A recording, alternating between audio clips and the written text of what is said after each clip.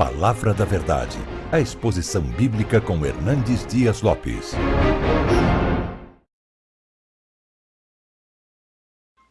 Meus irmãos, nós vamos abrir a palavra de Deus na segunda carta do apóstolo Paulo a Timóteo, capítulo 3. Segunda carta de Paulo a Timóteo, capítulo 3.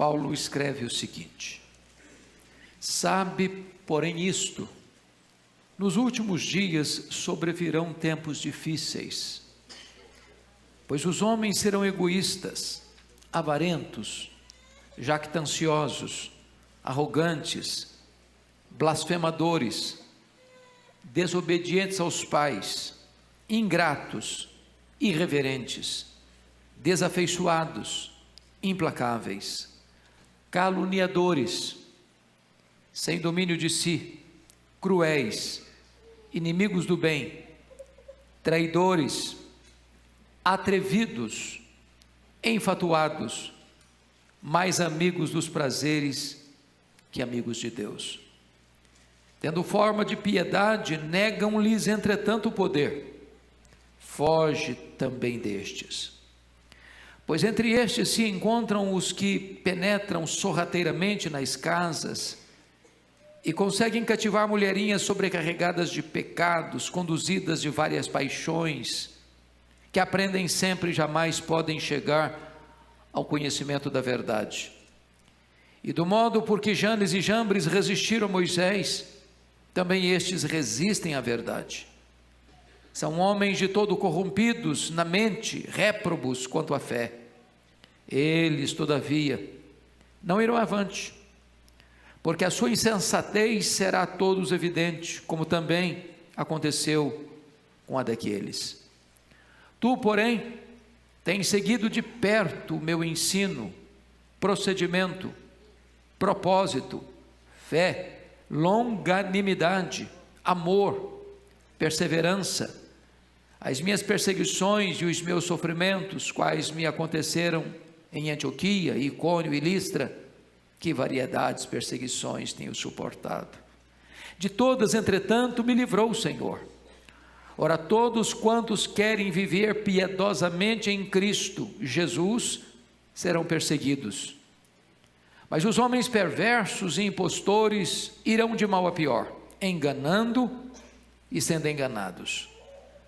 Tu, porém, permanece naquilo que aprendeste e de que foste inteirado, sabendo de quem o aprendeste, e que desde a infância sabes as sagradas letras, que podem tornar-te sábio para a salvação pela fé em Cristo Jesus. Toda a Escritura é inspirada por Deus e útil para o ensino, para a repreensão, para a correção, para a educação na justiça, a fim de que o homem de Deus seja perfeito e perfeitamente habilitado para toda boa obra. Conjuro-te perante Deus e Cristo Jesus, que há de julgar vivos e mortos, pela sua manifestação e pelo seu reino. Prega a palavra, insta, quer seja oportuno, quer não, corrige, repreende, exorta com toda a longanimidade e doutrina, pois haverá tempo em que não suportarão uma sã doutrina. Pelo contrário, cercar-se-ão de mestres segundo as suas próprias cobiças, como que sentindo coceira nos ouvidos, e se recusarão a dar ouvidos à verdade, entregando-se a fábulas. Meus irmãos, eu gostaria de pensar então com vocês sobre o tema: como enfrentar o fim dos tempos vitoriosamente. O apóstolo Paulo escreveu esta carta, segundo Timóteo, nos últimos dias da sua vida. Ele estava preso pela segunda vez em Roma, preso na masmorra mamertina, e ao escrever esta carta, ele já escreveu como alguém sentenciado à morte, no corredor da morte, aguardando o dia da sua execução. Daí essa carta ser revestida de tantas tensões, porque Paulo era o grande líder do cristianismo, e ele já estava sendo oferecido por libação. O tempo da sua partida, da sua morte já havia chegado. Para vocês terem uma ideia, ele escreve por volta do ano 67, e o incêndio de Roma aconteceu em 64, portanto já tem 3 anos que a igreja está sendo massacrada, que os crentes estão sendo queimados vivos, que os crentes estão sendo crucificados, que os crentes estão sendo martirizados. E não obstante esse fato, os falsos mestres daqui, dali, da acolá, estão espreitando a igreja, perseguindo a igreja, se inserindo no meio da igreja, para tentar perverter os crentes com falsos ensinamentos.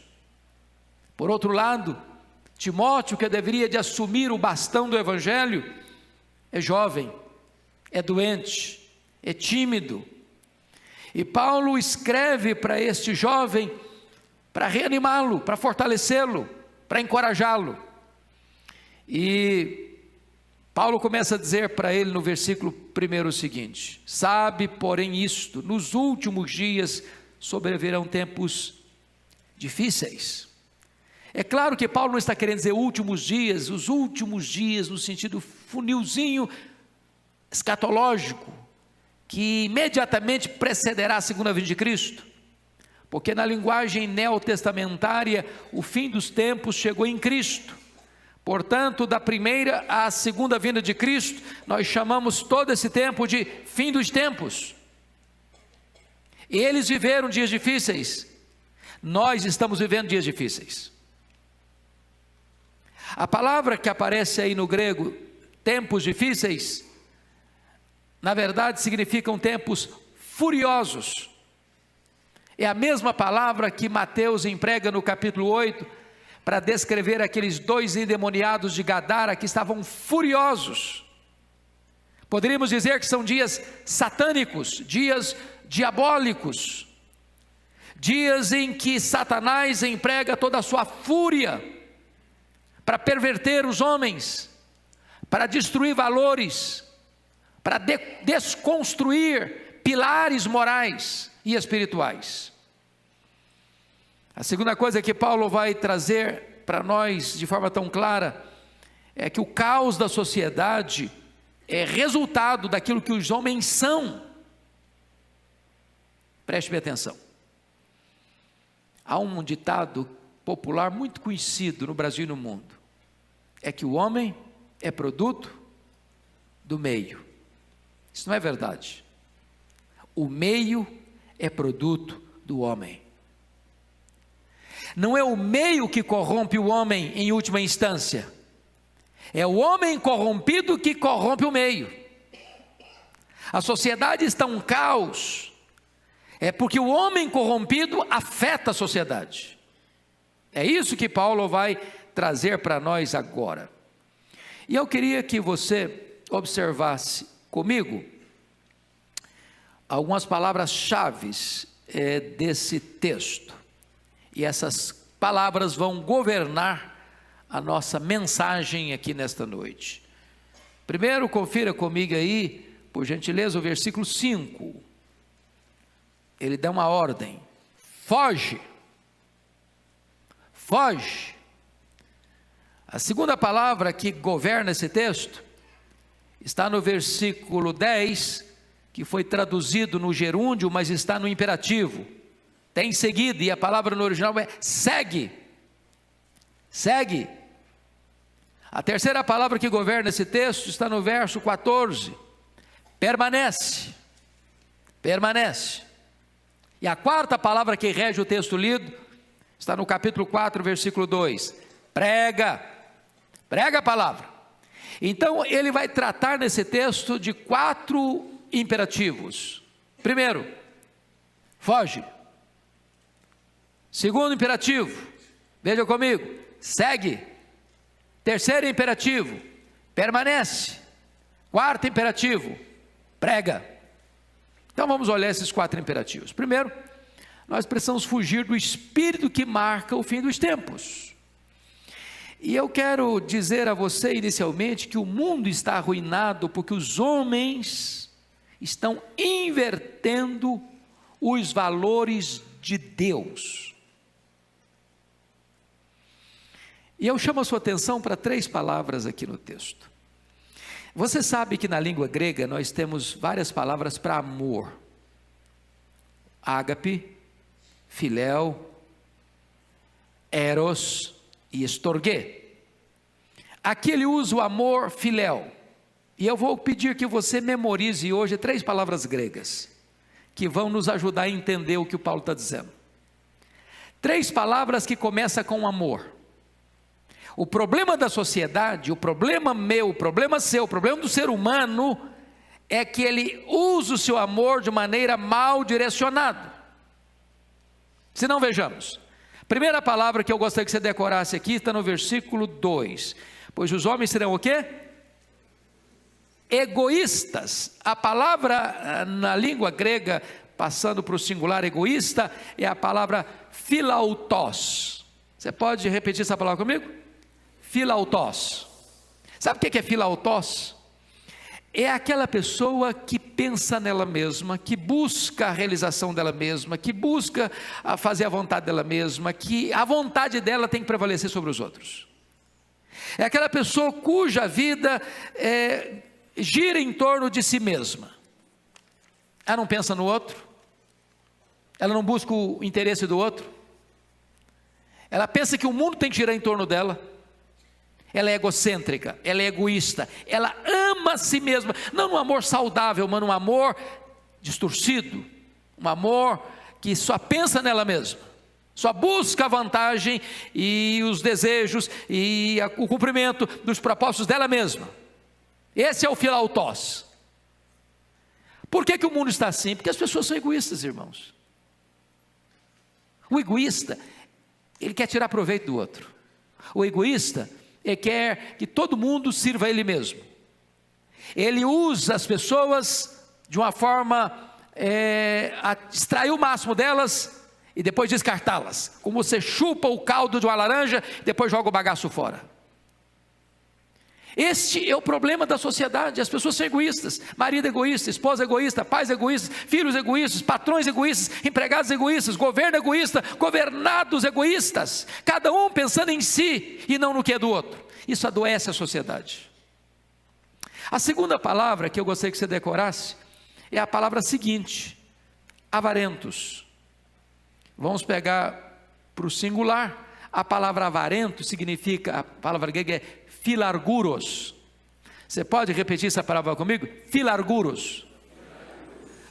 Essa palavra filarguros é amante da prata. Arguros é prata. E então amantes da prata significa amantes do dinheiro. É a pessoa que ama o dinheiro. O dinheiro é problema? O dinheiro é mau? Não, o dinheiro é bom, o dinheiro é uma bênção, o dinheiro é bom, é importante, é necessário. Mas quando a pessoa ama o dinheiro, quando ele é um filarguros, quando ela é amante da prata, ela mata por dinheiro, ela morre por dinheiro, ela casa por dinheiro, ela divorcia por dinheiro, ela corrompe por dinheiro, ela é corrompida pelo dinheiro, ela entra em esquemas de corrupção por causa do amor do dinheiro. A vida dela é governada pelo dinheiro. Agora, pense no quadro da sociedade. A maioria dos crimes, por que acontece? Os crimes financeiros. Amor ao dinheiro. Não é que a pessoa precisa, ela tem muito já, mas quer mais. Quem ama o dinheiro, diz a Bíblia, dele nunca se farta. As pessoas que estão saqueando hoje os cofres públicos, as pessoas que estão hoje corrompendo o sistema econômico brasileiro, as pessoas que hoje estão sendo denunciadas nos grandes escândalos financeiros da nação, não são pessoas pobres, que precisam de uma miserável moeda para sobreviver. Elas têm muito, elas têm demais, mas elas querem mais. Não querem o que é lícito, elas querem o que é ilegítimo, elas querem o que é do outro, elas corrompem, roubam o pouco que o outro tem, porque ela quer ter mais. Esse é o filarguros, esse é o amante do dinheiro. E quem ama o dinheiro, atormenta a si mesmo com muitos flagelos. Quem ama o dinheiro, entra num caminho de cilada e atormenta a sua alma com muitos males e se perde nesse caminho. Então, temos duas palavras para decorar. Primeiro é philautos. Repete comigo. Philautos. A segunda palavra para decorar é philarguros. Philarguros. Mas tem uma terceira palavra, que é o amor mal direcionado. São as três palavras que ele usa nesse texto, que governam, de certa forma, toda essa lista de pecados. Confira comigo lá no versículo 5. Aliás, versículo 4. Está no finalzinho lá. Mais amigos dos prazeres do que amigos de Deus. A palavra amigos dos prazeres é philedonos. Philedonos, repete essa palavra. Philedonos. Philedonos. Então note comigo que o problema do ser humano corrompido é que ele ama a si mesmo, ele ama o dinheiro e ele ama mais o quê? O prazer. Agora, se você tiver que categorizar os três maiores problemas do homem, nós diremos que o problema do homem é poder, sexo e dinheiro. Estão aqui.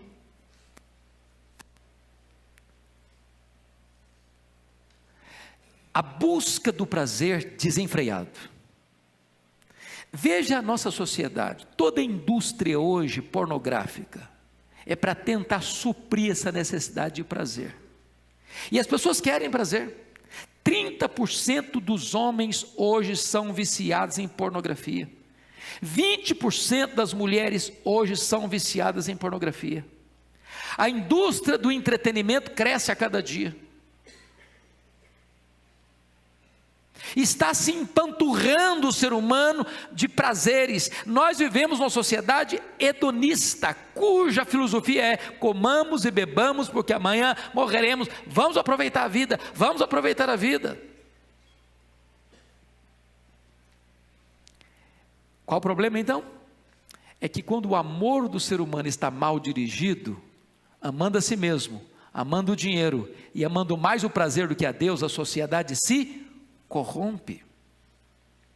Mas aí, notem vocês que nessa lista enorme, nós poderíamos sintetizá-la em mais três áreas. Primeiro, as pessoas são soberbas, e as palavras que aparecem aí são jactanciosos, arrogantes, blasfemadores. Em outras palavras, todas essas palavras aí retratam soberba. O jactancioso é o gabola, o arrogante é o altivo, o blasfemador é aquele que tem opinião exagerada de si mesmo e menospreza os outros. É egocentrismo sem Deus. Não é esse o problema da sociedade? Mas tem mais. Ele traça aí alguns pecados de desestrutura familiar. Quais são? Desobedientes aos pais, ingratos, irreverentes, desafeiçoados e implacáveis. Todos esses vícios aqui têm a ver com desestrutura familiar. A última área, as pessoas são nocivas nos relacionamentos, caluniadores. Sabe o que significa a palavra caluniador no grego aqui? Caluniadores é diaboloi. Um caluniador é um diabo, na língua grega. Qual o papel do diabo? Caluniar. Então as pessoas são caluniadoras, sem domínio de si, cruéis, inimigas do bem, traidoras, atrevidas, enfatuadas. Todos esses pecados aqui têm a ver com o quê? Com relacionamentos mal direcionados. Esse é o problema da sociedade. Esse é o radiografia, é o diagnóstico que Paulo traz da sociedade. Por isso que ela está corrompida. Por isso nós vivemos dias furiosos. Mas Paulo agora vai dar um outro diagnóstico da sociedade nos versos 5 a 9. O mundo está arruinado porque a espiritualidade está divorciada da vida. Olha comigo o versículo 5. Tendo forma de piedade, negando-lhe entretanto o poder, foge também destes. Preste atenção, meus irmãos. Quando você lê essa lista dos versos 1 a 4, você fica pensando assim: bom, Paulo está fazendo uma descrição do submundo da sociedade. Sabe quem ele está descrevendo aqui? Os religiosos. Sabe quando a religiosidade se corrompe? Quando as pessoas mantêm a forma, mantêm a aparência, quando as pessoas desenvolvem uma espiritualidade cênica, de palco, de performance, onde elas parecem piedosas, elas se apresentam como piedosas, elas têm fachada de piedade, elas têm discurso de piedade, elas se vestem como piedosos, mas lá no íntimo, não tem nada disso, é apenas fachada, é apenas máscara, é apenas propaganda. O que Paulo está dizendo é que o grande problema da sociedade é que aqueles que se dizem cristãos, parecem que são, mas de fato não são. E quando você nota aí, Paulo diz assim para Timóteo: Timóteo, foge desses, que só tem aparência, que só tem casca, que só tem verniz, que só fazem propaganda, mas que não tem de fato uma vida íntegra, real, concreta, piedosa, para exaltar e glorificar a Deus.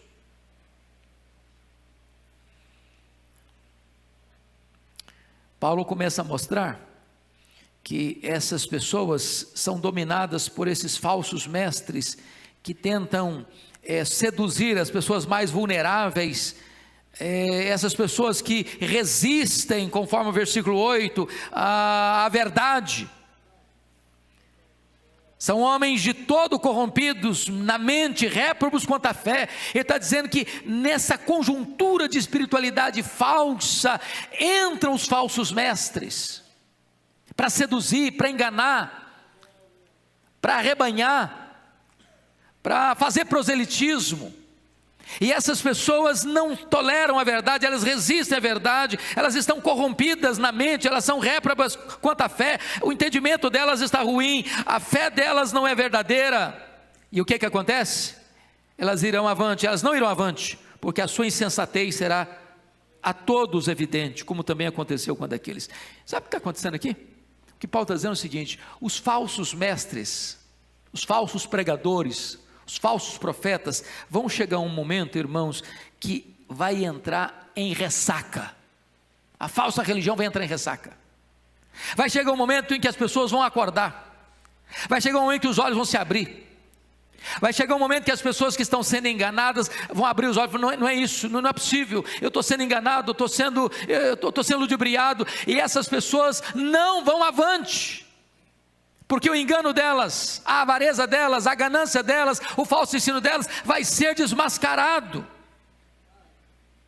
E então, depois que Paulo diz assim, foge desses, ele dá o segundo conselho. Confira comigo, por exemplo, por favor, versículos 10 a 12. Precisamos seguir o exemplo daqueles que andam com Deus.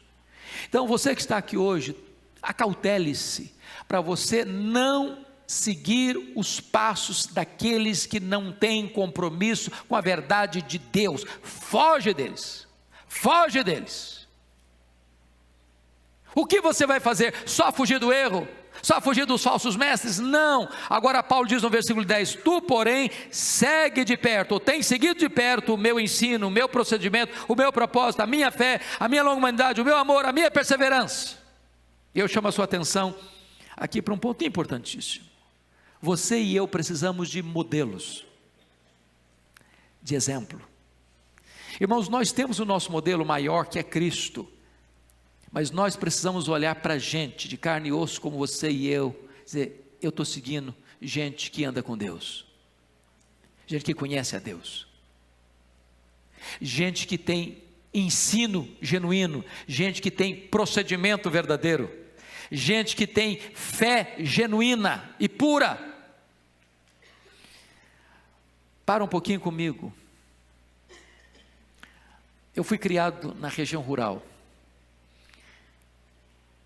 E na região rural você sabe que o que separa um sítio do outro, uma fazenda da outra, são as cercas. Cercas. E quando você vai fazer uma cerca de arame, por exemplo, farpado, você tem as estacas e você tem os mourões. O mourão é uma tora grande, robusta. De quando em quando você bota um mourão Aquele mourão é que sustenta a cerca, e no meio dos mourões você põe estacas mais frágeis. A igreja precisa de mourões. De mourões que dão sustentação. De você olhar para ela e dizer: aqui está a verdade, ensina a verdade, prega a verdade. Você olha para ela e diz: aqui tem exemplo, aqui tem caráter. E você olha para ela e você vê: aqui tem propósito, aqui tem fé genuína, aqui tem paciência, aqui tem amor, aqui tem perseverança. Como é que você conhece um crente genuíno, um líder genuíno? Primeiro, irmãos, a sua vida é aberta para todos verem. Está escrito aí, ele tem procedimento. Procedimento é conduta. Segundo, ele tem ensino e doutrina verdadeira, segue o meu ensino. Terceiro, ele tem propósito claro, segue o meu propósito. Quarto, ele está pronto a sofrer. Preste atenção nisso, preste atenção nisso. O falso mestre não está disposto a sofrer. O falso mestre quer tirar proveito. Ele explora as ovelhas, ele tira a lã das ovelhas, ele come a carne das ovelhas, ele se serve das ovelhas. Quando o lobo chega, corre, foge, porque ele também é um lobo. Mas o líder genuíno, verdadeiro, diz o apóstolo Paulo aqui: e as minhas perseguições e os meus sofrimentos, quais me aconteceram. E ele começa a citar da primeira viagem missionária que ele fez. E ele diz: quantas e variadas perseguições tenho suportado, entretanto Deus é fiel, porque de todas Deus me livrou. E ele chega a dizer no versículo 12: aqueles que quiserem viver piedosamente em Cristo serão perseguidos. Então deixa eu fazer uma pergunta para você: você tem sido perseguido? Que não diz aí, a maioria vai ser perseguido, alguns vão ser perseguidos. Um dia perguntaram para um professor lá em Recife, foi professor do Reverendo Ival, Francisco Leonardo. Perguntaram assim: reverendo Francisco, se a igreja for mais perseguida, ela será mais fiel? Ele respondeu: não. Se a igreja for mais fiel, ela será mais perseguida. O mundo nunca concordou com a igreja. O mundo nunca aceitou a igreja. O mundo sempre falou mal da igreja. Essa tentativa de imitar o mundo, de tentar agradar o mundo para conquistar o mundo, é falsa essa tentativa. Isso é um engodo, isso é um engano. A igreja é sal, a igreja é luz. A igreja só impacta o mundo na medida em que ela é diferente do mundo, em que ela traz uma vida diferente do mundo. A igreja não pode se associar com o mundo, porque a amizade do mundo é pior do que a espada do mundo. E desta forma, meus irmãos, nós precisamos entender que quando a igreja é perseguida, só porque a igreja é fiel, ela é perseguida, e quando a igreja é perseguida por sua fidelidade, a igreja avança, a igreja cresce, a igreja experimenta as maravilhas de Deus.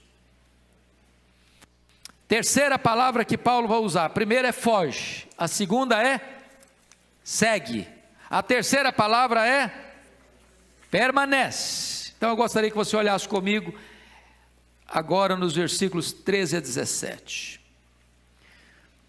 Paulo está dizendo para Timóteo: Timóteo, o grande problema dos falsos mestres é que eles estão mudando e mudando e mudando e mudando e mudando. Já percebeu isso, irmãos? Uma igreja que não tem compromisso com a verdade, ela está sempre tendo necessidade de inventar alguma novidade para atrair as pessoas. Um tipo de culto, um tipo de liturgia, um tipo de música, um tipo de mensagem, ela está sempre mudando. Por quê? Porque novidade é igual chiclete. Você compra um chiclete, põe na boca, mastiga, é docinho. Daqui a pouquinho o doce acaba, vira borracha. Você começa a mastigar borracha. Aí você tem que inventar uma outra novidade. Aquilo passa também, é uma onda, passa. Aí Paulo está dizendo para Timóteo: Timóteo, não entra nessa onda não, filho. Esse negócio de falso mestre. Você, meu filho, permanece. Mas permanece, Tiago, naquilo que você aprendeu. Você sabe de quem você aprendeu. Você aprendeu isso desde a sua infância. Desde a sua infância você conhece e sabe as sagradas letras que tornam você sábio para a salvação. Permanece na palavra, filho. Não se deixe seduzir não. Não se deixe ludibriar não. Não se encante com esse glamour das novidades do mercado da fé não. Permanece, filho, firme na palavra. Oh, irmãos, essa é a maior necessidade da igreja brasileira.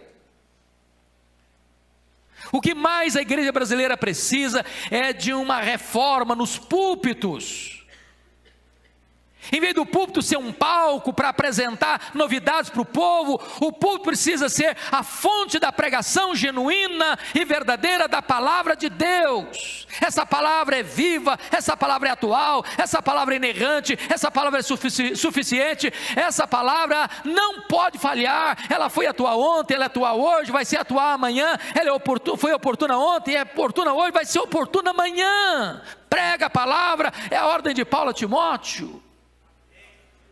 Nós precisamos, irmãos, de um verdadeiro reavivamento nos púlpitos, uma volta para as Escrituras. E aí, Paulo vai mostrar para Timóteo que há um contraste entre a instabilidade dos impostores e a firmeza dos que permanecem na palavra de Deus. Tanta novidade hoje, irmãos. Vocês acham que tem novidade nas igrejas hoje?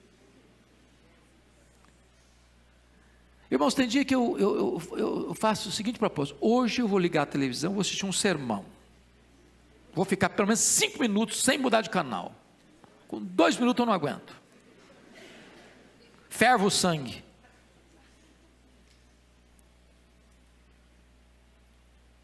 Há pouco tempo eu estava escutando uma pessoa fazendo uma exposição até bonita, sabe, do Gênesis 22. Contou a história direitinho do Abraão, do Isaac, do sacrifício de Isaac, estava tudo direitinho. Quando terminou, fez a seguinte aplicação: olha, irmãos, Abraão sacrificou o seu Isaac, você tem que sacrificar o seu Isaac. Você tem um apartamento? Vende o apartamento e dá para a igreja. Você tem uma casa? Vende a casa e dá para a igreja. Você tem um carro? Vende o carro e traz o dinheiro para a igreja. Você tem uma conta na poupança? Fecha a conta lá e passa o dinheiro para a igreja. Qual a conclusão que eu cheguei? Ele está usando a Bíblia para explorar o povo. Ele está usando o nome de Deus para enganar as pessoas. Não é isso que o texto está dizendo, não é isso que o texto está ensinando, não é isso que o texto está mostrando. O texto está apontando para Cristo, o texto está apontando para o sacrifício de Cristo. Meus amados irmãos, quanta loucura hoje em nome de Deus. Quantos falsos ensinos em nome de Deus, quanta exploração em nome de Deus. E Paulo diz para Timóteo: permanece na palavra, filho, permanece na palavra, não deixe o seu coração ser enganado, ser seduzido por esses falsos ensinos. Paulo mostra a superioridade da palavra de Deus em relação ao engano dos impostores, mostrando que as Escrituras nos conduzem à salvação. As Escrituras anunciam a salvação cristocêntrica. Olha comigo o versículo 15: e que desde a infância sabes as sagradas letras que podem tornar-te sábio para a salvação. De que maneira? Pela fé em Cristo Jesus. Agora deixa eu dizer algo bonito para você. A palavra infância aqui na língua grega é a palavra brefos. Repete essa palavra comigo: brefos. E brefos descreve a infância desde a vida intrauterina até a primeira infância. Li essa semana um artigo científico dizendo que uma criança na barriga da mãe, a partir dos 6 meses, já escuta tudo que a mãe fala. Que tal aí as grávidas começarem a ler a Bíblia em voz alta? Desde a infância. Torna sábio para quê? Para a salvação. Pelas obras? Não. Pela fé? em Cristo Jesus. As Escrituras são de origem divina. O texto diz, versículo 16, toda a Escritura é inspirada por Deus, soprada por Deus. A palavra de Deus, irmãos, é inerrante, é infalível, é suficiente. Eu não preciso de novas revelações. Eu não preciso buscar profetadas aqui e acolá. A verdade de Deus está revelada, ela é última para nós. A Bíblia diz, Billy Graham, tem uma capa ulterior. Eu não preciso buscar novas revelações, não. A revelação de Deus está completa, é nas Escrituras. Isso é maravilhoso, sabe por quê? Porque não tem mais jeito de você ser enganado se você permanecer na palavra. Porque a mesma Bíblia que o pregador lê, é a Bíblia que você lê. E quando você escuta um pregador, você está com a Bíblia na mão, e você tem que examinar lá na Escritura, será que esse cara está falando isso mesmo? É isso mesmo que está escrito aqui? É isso mesmo? Você tem que ser um crente beriano. E para você ser um crente beriano, você precisa ler Bíblia, você precisa conhecer Bíblia, você precisa estudar a Bíblia, para que a pessoa, ao falar, você possa filtrar se o que ela está ensinando, de fato tem base na Escritura. Eu recebi um e-mail hoje à tarde, uma pessoa muito aflita, diz, pastor, eu estou aqui perturbado. Eu falei, o que foi, filha? É que uma pessoa me disse, que recebeu uma revelação de Deus, quando fala uma pessoa que recebeu uma revelação de Deus, eu boto os dois pés para trás, que o pecado de Adão e Eva, de comer o fruto proibido, ali era o sexo. É que se o homem comesse o fruto, ele iria procriar, como Deus é o Criador, o homem teria também esse poder. É isso mesmo, pastor? Pô, já fiquei admirado da pergunta, porque um crente que conhece o mínimo de Bíblia, já não ficaria nem perturbado com isso, já daria a resposta ali mesmo.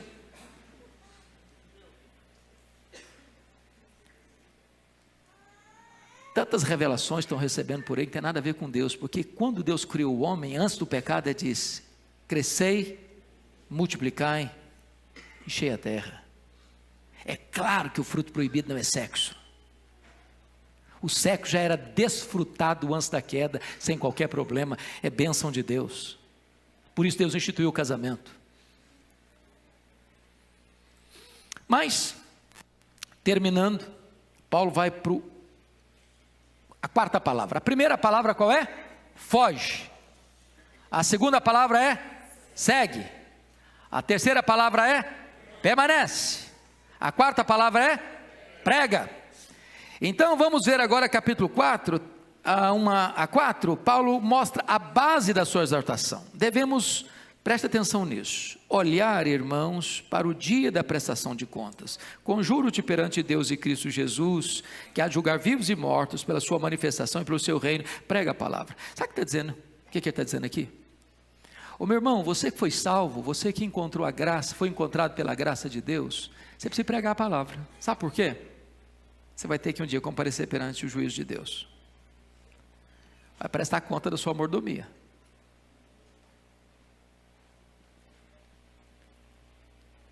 Deus te deu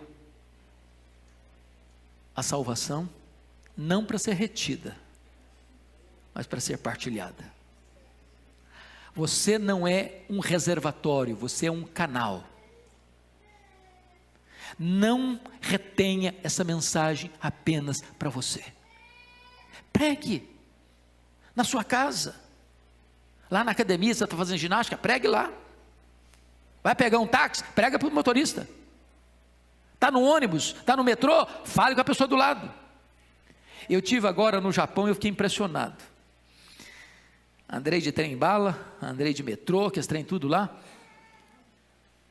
Irmãos, eu não vi uma pessoa conversando com a outra do lado, uma sequer. Eu fiquei observando. Ou a pessoa está lendo, ou a pessoa está dormindo, ou a pessoa está calada. Parece que nós estamos pegando essa cultura. Muita gente, mas ninguém fala com ninguém, ninguém conversa com ninguém, ninguém se importa com ninguém. Partilhe a sua fé, prega a palavra. Isso não é só, essa ordem não é só para pastor, não. Todo aquele que foi alcançado pela graça é um dispenseiro da graça, é um dispenseiro desta mensagem. Prega a palavra. O poder não está na sua eloquência, o poder não está no seu conhecimento, o poder está na palavra do Deus vivo. Prega a palavra. E você vai perceber que quando você abrir a boca, Deus vai encher sua boca e dar a você poder e autoridade, e vai dar a você também a alegria dos frutos do seu trabalho. Prega a palavra. Tantas heresias sendo pregadas, tanta gente com mais coragem do que nós crentes, saindo de porta em porta, pregando uma falsa doutrina, e você conhece o Evangelho, não só negue este Evangelho, prega a palavra, diz Paulo. Agora notem, Paulo não manda pregar sobre a palavra, ele manda pregar a palavra, porque a palavra é o conteúdo da pregação e a autoridade do pregador. Você não tem outra mensagem, você não cria mensagem, você não inventa mensagem, a mensagem está aqui, é a palavra. Comunique essa palavra. De que maneira? De forma urgente, insta, quer seja oportuno, quer não. De que maneira? Contextual, corrige, repreende, exorta. De que maneira? Paciente, com toda a longanimidade. De que maneira? De forma fiel, com toda a doutrina. Então vamos resumir, para terminar. Vamos resumir para terminar. Nós falamos que a sociedade está corrompida porque o amor está mal direcionado. E nós falamos de 3 palavras diferentes na língua grega: philautos, philarguros e qual a outra? Filedonos. Philautos, philarguros e filedonos. Amante de si, amante do dinheiro e amante do prazer. Se você é amante de você mesmo, do dinheiro e do prazer, está hora de você redirecionar o seu amor. No mundo você tem Deus, você tem pessoas, você tem coisas. Você adora Deus, você ama as pessoas, você usa as coisas. Se você inverter isso, sua vida fica de ponta cabeça. Se você amar as coisas, você vai usar as pessoas, você vai se esquecer de Deus.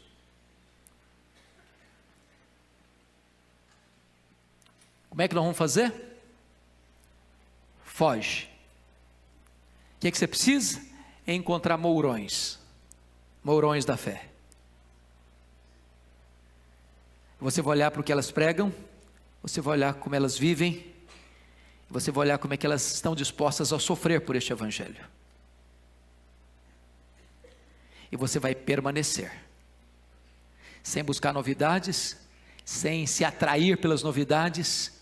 Permanece na palavra, permanece na palavra.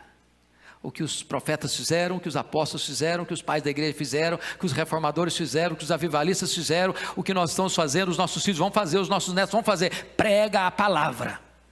Se Jesus não voltar daqui a 200 anos, nós vamos continuar pregando a palavra.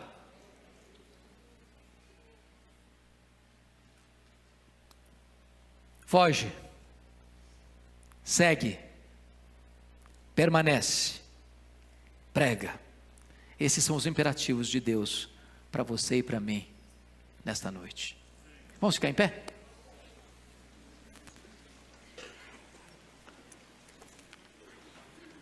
Vamos orar, queridos. Ó Deus, receba a nossa gratidão nesta noite, porque a Tua palavra, que é viva, que é atual, que é poderosa, traz para nós um diagnóstico, uma radiografia da sociedade em que vivemos. Os dias são maus, são furiosos, porque o amor das pessoas está mal direcionado, porque a família está se desconstruindo, porque os relacionamentos estão adoecidos. E nós te pedimos, Deus, que seja hoje aqui nesse lugar um tempo de restauração, que Tu trates conosco, para que a nossa vida esteja com amor direcionado, amando a Ti sobre todas as coisas e amando o nosso próximo como nós mesmos. Ajuda-nos, Deus, a não amar o dinheiro, mas usá-lo para a Tua glória. Ajuda-nos, Deus, a sermos mais Teus amigos do que amigos dos prazeres. a nos deleitarmos em Ti, buscando prazer genuíno e verdadeiro, e jogando para fora da nossa vida qualquer prazer que seja carnal, que esteja a ponto de destruir a nossa alma. Deus amado, rogamos-te que Tu nos ajudes a imitar aqueles que andam contigo, que Tu nos ajudes a permanecer firmes na Tua palavra, sem nos desviarmos nem para a direita, nem para a esquerda, e ajuda-nos, meu Deus, a não reter esta palavra, mas pregá-la na força e no poder do Teu Espírito, em nome de Jesus e para a glória de Jesus oramos, amém. Amém.